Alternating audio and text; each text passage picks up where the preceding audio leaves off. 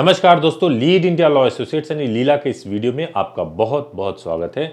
दोस्तों, आज का वीडियो आप बहुत सुन रहे होंगे बुली बाई के बारे में। और बुली बाई एक ऐसा घृणास्पद, एक ऐसा घृणित ऐप है जिसको लेकर के हम जितनी भी निंदा करें वो कम होगा। यह ऐप ऐसा था जिसमें महिलाओं को, खास तौर से मुस्लिम महिलाओं को नीलाम किया जा रहा था। वेबसाइट पे उनका प्राइस लिखा जा रहा था, उनका ऐप के ऊपर उनके प्राइस लिख करके, उनके फोटोग्राफ्स लगा करके और इसको पब्लिश किया जा रहा था। और आपको यह भी बता दें कि जिन महिलाओं का फोटोग्राफ्स इस पे डिस्प्ले किया जाता है, उनके सोशल साइट से, फेसबुक और इंस्टाग्राम से वो फोटोग्राफ्स लिए गए थे और वहाँ से फ़ोटो लेकर के इसको ऐप पे अपलोड करके उनकी नीलामी की जा रही थी। उनके पैसे बताए जा रहे थे कि इतने में इस महिला को आप नीलाम कर सकते हैं।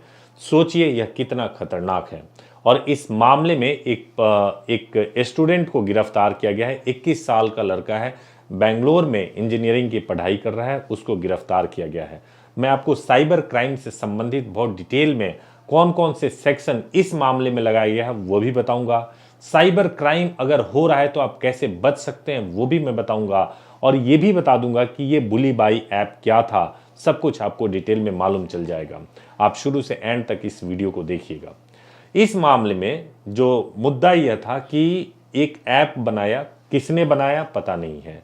इस ऐप को जो फॉलो कर रहा था वो 5 लोग थे फॉलो करने वालों में, जिसमें एक स्टूडेंट जो गिरफ्तार किया गया है 21 वर्ष का, मुंबई पुलिस उसको बेंगलोर से मुंबई लेकर के आ रही है, उसको गिरफ्तार किया गया है। वो इस ऐप को फॉलो कर रहा था। अब आगे पता लगाया जाएगा कि भाई इसमें और कौन कौन से लोग थे और कौन कौन कल्प्रिट थे। तो इस तरह के ऐप इसलिए बनाए जाते हैं ताकि समाज में घृणा फैलाया जा सके, समाज में घृणा फैला करके वैमनस्य फैला जाए। क्या यह नए किस्म का एक टेरर है? बहुत सारे लोग हैं, आजकल हमने यह खबर देखा है कि फेसबुक पे, इंस्टाग्राम पे आपसे कोई भी कांटेक्ट करता है, कोई फीमेल कांटेक्ट करती है, बहुत लुभावनी और अच्छी बातें करती है और फिर बाद में आपको ब्लैकमेल करते हैं, जिसके बाद से कई बार तो जो यूथ होते हैं वो सुसाइड कर लेते हैं और उनको कोई रास्ता नजर नहीं आता। तो साइबर क्राइम आज के समय में बहुत ही खतरनाक हो चुका है। बुली बाई ऐप इसी प्रकार का एक ऐप था जिसमें महिलाओं की नीलामी हो रही थी। कभी भी अगर आप साइबर क्राइम या अगर आप नेट पे हैं तो कुछ भी ऐसा फॉलो ना करें, कुछ भी ऐसा ना करें जो कि देश के खिलाफ हो, जो किसी समुदाय के खिलाफ हो, जो किसी भी तरीके से एंटी नेशनल हो। अगर आप ऐसा करते हैं तो आपके खिलाफ बहुत कड़ा एक्शन लिया जा सकता है और पुलिस आपको गिरफ्तार कर सकती है। यह जो लड़का पकड़ा गया है उसके ऊपर जो आईपीसी के सेक्शन लगे हैं वो 153A, 153B, 295A, 354D, 509, 500 और आईटी एक्ट का सेक्शन 67 लगाया गया है। मैं इस एक्ट के बारे में जो सेक्शन लगाए गए हैं उनका डिटेल बताऊंगा। उसके पहले मैं इसका थोड़ा बैकग्राउंड बता देता हूं। दिल्ली पुलिस ने भी इस मामले में एक्शन लिया था। कुछ ही दिनों पहले की बात है कि दिल्ली पुलिस ने डोडी एप्लीकेशन, ये भी आपको नया लग रहा होगा लेकिन मैंने सोचा आपको पूरी जानकारी दी जाए।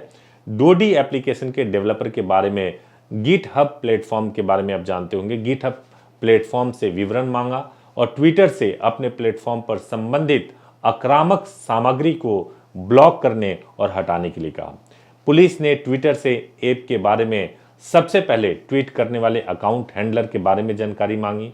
और आईटी मंत्री, आप जानते होंगे कि हमारे देश के आईटी मंत्री अश्विनी वैष्णव ने कहा कि सरकार दिल्ली और मुंबई पुलिस के साथ काम कर रही है और इस संबंध में मामला दर्ज किया जा रहा है। यह मैं बुली बाई ऐप के बारे में कह रहा हूं। और इससे पहले भी, बुली बाई से पहले आ चुका है सुल्ली डील्स। अब आप सोचिए कि ये जब सुल्ली डील्स आया था उस समय बुली बाई ऐप पर मुस्लिम महिलाओं की तस्वीरों की नीलामी के लिए पोस्ट की जाती थी। ये सुल्ली डील्स पर भी किया जाता था। और जब सुल्ली डील्स पे किया जाता था उस समय किसी भी प्रकार की सक्रियता नहीं दिखाई गई और किसी व्यक्ति की गिरफ्तारी नहीं हुई, जिससे प्रोत्साहन मिला। और सुल्ली डील्स के बाद से आ गया बुली बाई। तो ये प्रोत्साहन मिला, सरकार की नाकामी है, लेकिन सरकार अभी एक्टिव हुई है और कई लोगों को जो है इसमें आगे हो सकता है आने वाले समय में गिरफ्तार भी किया जाए। तो दोस्तों, मैं आपसे यह जरूर बोलूंगा कि कभी भी अगर आप इंटरनेट पे हैं तो कुछ भी ऐसा ना करें जो एंटी नेशनल हो। कुछ अपलोड करना ही नहीं, किसी चीज को फॉरवर्ड करना, शेयर करना, जो एंटी नेशनल है, या एंटी नेशनल चीज़ों को फॉलो करना भी बहुत खतरनाक हो सकता है। लेकिन मैं सेक्शन बताऊं उससे पहले मैं आपको यह बता देता हूं कि यह मामला कहां से और कैसे शुरू हुआ। शनिवार को, जिस दिन 1 जनवरी था, उस दिन एक महिला पत्रकार ने बुल्ली बाई ऐप पर डील ऑफ द डे बता करके उसको बेचा जा रहा था, और जिसको बेचा जा रहा था उस महिला ने अपनी तस्वीर शेयर की। मतलब जो पत्रकार थी उसी के तस्वीर को इस ऐप के ऊपर बेचा जा रहा था। जब महिला ने इस तस्वीर को देखा तो महिला ने ट्विटर पर कहा कि यह बहुत ही दुखद है कि एक मुस्लिम महिला के रूप में आपको नए साल की शुरुआत इस डर और घृणा के साथ करनी पड़ रही है। पार्टी लाइन से हटकर नेताओं ने अल्पसंख्यक समुदाय की महिलाओं की साइबर उत्पीड़न की निंदा की। अक्रॉस द पार्टी लाइन सबने निंदा की और सबने यह माना कि यह बहुत ही घृणात्मक कदम है, बहुत ही घृणात्मक, जो भी व्यक्ति इसके पीछे जिम्मेदार है वो समाज को तोड़ने वाला काम कर रहा है, और इसकी काफी निंदा की गई। तो अब आप जान लीजिए कि कौन कौन से सेक्शन लगाए गए हैं। उन सेक्शन के बारे में बताता हूं।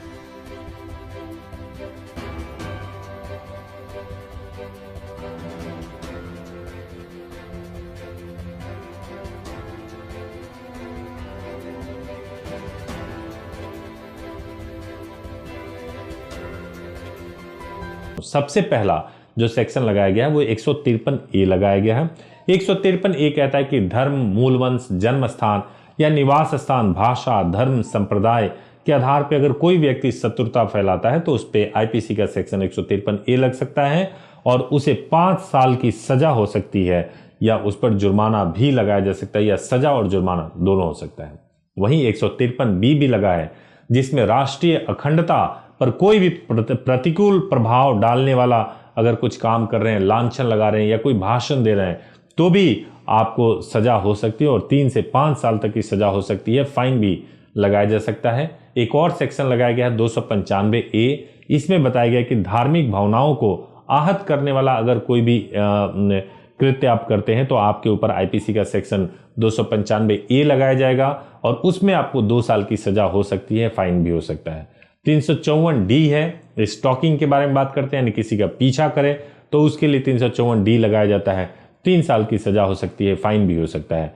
509 है, वो ये कहता है कि किसी को वर्ड, जेस्चर या एक्ट के द्वारा किसी महिला के मोडेस्टी को अगर आप खराब कर रहे हैं तो आपके ऊपर 509 लगाया जा सकता है। 1 से 5 साल तक की सजा हो सकती है, रिग्रेस पनिशमेंट हो सकता है, फाइन भी लगाया जा सकता है।